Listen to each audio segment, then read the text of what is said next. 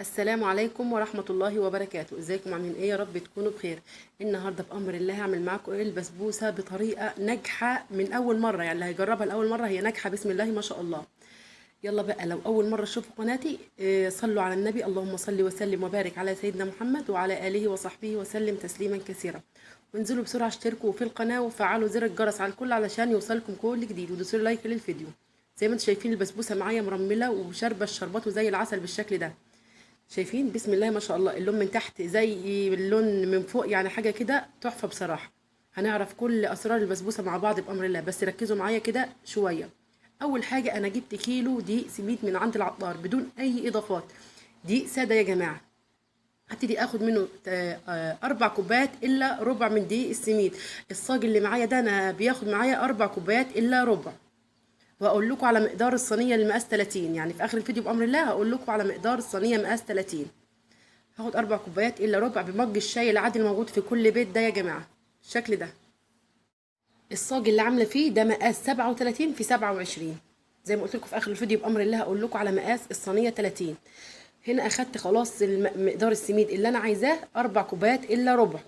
هاخد كمان عليهم نص معلقه كده صغيره من البيكنج باودر، ما تزوديش عن كده. ودي اول خطوه خلاص جهزت معايا بالشكل ده. ابتدي اقلب السميد بالبيكنج باودر كويس جدا، هضيعه كويس جواه بالشكل ده. هقلبه واركنه على جنب ونشوف الخطوه اللي بعد كده. تاني خطوه في البسبوسه وهي هجهز المقدار السائل.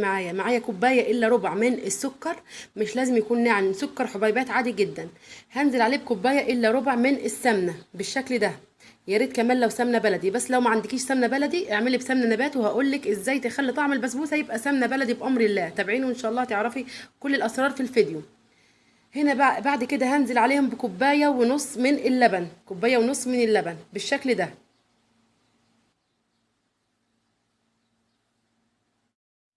هبتدي اخدهم كده على النار وهقلب فيهم لحد السكر ما يدوب معايا تماما. انا مش عايزاهم يسخنوا ولا حاجه، انا عايزه بس السكر يدوب، يعني ممكن كده تقلبيهم لحد ما السكر يدوب، بس انا بختصر الخطوه دي وباخدهم على النار. بس حاسبي اوعي يغلوا معاكي ولا يسخنوا معاكي علشان ما يتبخروش ويفقدوا من السوائل بتاعتهم. هنا خلاص كده دوبتهم كده على النار. هنزل على طول على السميد والبيكنج باودر اللي احنا جهزناه في الاول بالشكل ده. وقلبي بقى بخفيه، ما تقلبيش، ما تعجنيش عجن، قلبي كده بشويش بالراحه من فوق كده لتحت. وما تعجنيش، ما تقلبيش كتير، هما تقلبتين 3 كده خلاص المكونات تدخل في بعضها. وخلاص الخليط بقى جاهز معايا. قبل ما اصب الخليط على دقيق السميد كنت مجهزه الصاج ده هنا سمن علشان اصب الخليط على طول فيه. شايفين ده قوام البسبوسه الناجح معايا بامر الله. كده زي ما قلت لكم دهنت الصاج سمن بالشكل ده.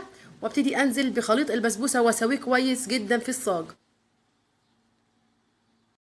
الخليط مش سائل ولا حاجه يا جماعه، هو القوام ده اللي احنا عايزينه، مش عايزينه اتخن من كده. بعد ما سويته كده كويس في الصينيه هديه في الصاج كده، هديه خبطتين كده 3 علشان اسوي الوش معايا كويس. طبعا في الوقت ده انا كنت مشغله الفرن يعني سخن معايا، وبقى جاهز على استقبال البسبوسه. طبعا تسويه البسبوسه لازم نركز فيها كويس جدا جدا. بعد ما سخنت الفرن، مش سخنتها قوي يعني ولعتها، لا سخنتها كده، النار بقت يعني الفرن بقت متوسطه. هدخل البسبوسه فيها. النار شغاله من تحت بس، مش هشغل الشوايه، لا النار شغاله من تحت بس لحد ما تحمر معايا. بعد كده تحمر الجوانب معايا. اول ما الجوانب تحمر معايا هبدا اشغل عليها الشوايه تاخد اللون اللي انا عايزاه. بعد كده قبل ما تخرج البسبوسه من الفرن هكون بجهز في الشربات معايا 3 كوبايات ميه، عليهم 3 كوبايات من السكر. والطعم اللي هينقل البسبوسه في حته تانية هي معلقه السمنه البلدي، يعني لو عامله البسبوسه بسمنه نباتي معلقه السمنه البلدي اللي على الشربات دي هتفرق جدا معاكي. وكمان هديها عصره نص ليمونه. واخدهم كده على النار، مش عايزاهم يغلوا، يعني من 5 ل7 دقايق بس مش اكتر. بالشكل انا عايزه الشربات خفيف جدا كانه ميه بسكر كده، مش عايزاه يقعد معايا. هنا خلاص الشربات وصل للقوام اللي انا عايزاه، شايفين كده ميه بسكر يعني مش تخين خالص. هطفي عليه كده وهيبقى جاهز على استقبال البسبوسه. طبعا البسبوسه لازم تكون سخنه والشربات سخن. شايفين هنا خرجت بسم الله ما شاء الله، لونها تحفه بسم الله ما شاء الله. البسبوسه سخنه تستقبل الشربات، لازم يكون لسه الاتنين نازلين من على النار، الاتنين سخنين يا جماعه. ده اهم حاجه في نجاح البسبوسه يعني. ابتدي ازقيها بالشربات، شايفين بتشرب ازاي بسم الله ما شاء الله. كل ما احس انها شربت ازودها مقدار الشربات ده مظبوط جدا على مقدار البسبوسه اللي انا قايله لكم عليه. تعالى بقى اقول لكم على مقدار الصينيه اللي هي مقاس 30. مقدار الصينيه مقاس 30 بتاخد كوبايتين ونص دقيق سميد، عليهم نص معلقه بودر مش مليانه، واقلبهم كده كويس. المكونات السائله هجيب نص كوبايه من السكر، عليها نص كوبايه من السمنه، عليها كوبايه من اللبن، واقلبهم كده كويس. ونفس خطوات المقدار الصينيه، مقدار البسبوسه اللي احنا عملناه بالظبط في الفيديو. امشوا على الخطوات وبامر الله تخرجوا بسبوسه زي العسل. ابتدي كده اقطعها. انا هنا كنت قطعت منها حته عشان بنتي كانت بتصرخ عايزه تدوقها، فدوقتها لها يعني. هقطعها كده كويس بالشكل ده مربعات زي ما انتم شايفين، ونشوف التسويه عامله ايه وشكلها عامل ايه من تحت. يعني بسم الله ما شاء الله التسويه مظبوطه جدا.